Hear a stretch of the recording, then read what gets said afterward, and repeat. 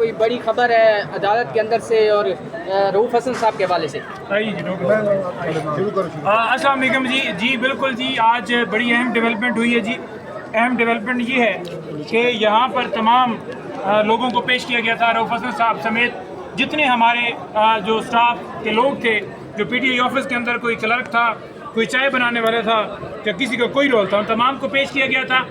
اور یہ ریمانڈ جو ہے آج ان کا ختم ہوا تھا، تو آج دوبارہ ان کی طرف سے ریمانڈ کی صدا کی جانی تھی کہ مزید ریمانڈ جو ہے وہ ایکسٹینڈ کیا جائے، لیکن معزز عدالت نے مہربانی فرمائی ہے اور انہوں نے ان کا ریمانڈ جو ہے وہ مسترد کرتے ہوئے انہوں نے کہا ہے کہ ہم تمام لوگوں کو، رؤوف حسن صاحب سمیت جتنے ہمارے اسٹاف کے لوگ اٹھائے گئے تھے، ان تمام کو الحمدللہ جوڈیشل کیا گیا ہے، اور اس میں تمام کی طرف سے پوسٹ اریسٹ بیلز تمام کی طرف سے ابھی دستخط ہو گئے اور سگنیچر کر کے ہم نے تمام بیلز فائل کر دی ہیں، جس میں کل کے لیے نوٹسز معزز عدالت نے کر دیے ہیں۔ کل اس کے اوپر انشاءاللہ تعالیٰ دلائل دیے جائیں گے،